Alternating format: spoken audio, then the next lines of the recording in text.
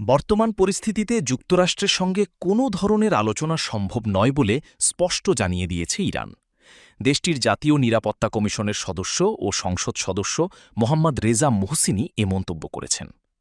মঙ্গলবার ইরানের রাষ্ট্রীয় সংবাদ মাধ্যম মেহের নিউজ এজেন্সিকে দেওয়া এক সাক্ষাৎকারে তিনি বলেন, সাম্প্রতিক উত্তেজনা, আগ্রাসন এবং অতীত অভিজ্ঞতা বিবেচনায় যুক্তরাষ্ট্রের সঙ্গে আলোচনার পরিবেশ তৈরি হয়নি।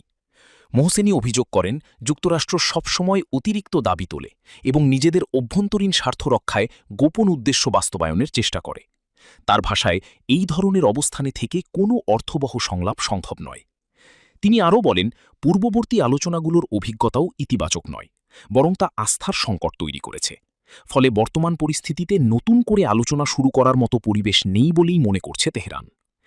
এদিকে আন্তর্জাতিক সংবাদ মাধ্যম আল জাজিরার প্রতিবেদনে বলা হয়েছে, পাকিস্তানের রাজধানী ইসলামাবাদে সম্ভাব্য যে বৈঠকের কথা বলা হচ্ছিল, সেখানে এখন পর্যন্ত কোনো ইরানি প্রতিনিধি দল পাঠানো হয়নি। জানা গেছে, ইরানের পার্লামেন্ট স্পিকার মোহাম্মদ বাগের গালিবাফ এবং পররাষ্ট্রমন্ত্রী আব্বাস আরাগচির ওই বৈঠকে অংশ নেওয়ার কথা ছিল, তবে তারা এখনও ইরানেই অবস্থান করছেন। এর ফলে যুদ্ধবিরতি ঘিরে কূটনৈতিক তৎপরতায় অনিশ্চয়তা আরও বেড়েছে। বিশ্লেষকরা বলছেন, ইরানের এই অবস্থান শান্তি আলোচনার ভবিষ্যৎকে আরও জটিল করে তুলতে পারে। অন্যদিকে যুক্তরাষ্ট্রের সঙ্গে চলমান উত্তেজনার মধ্যেই মধ্যপ্রাচ্যে সামরিক ও কূটনৈতিক চাপ অব্যাহত রয়েছে। যুদ্ধবিরতির মেয়াদ শেষ হওয়ার আগেই নতুন করে আলোচনা শুরু না হলে পরিস্থিতি আরও অবনতির আশঙ্কা করছেন সংশ্লিষ্টরা।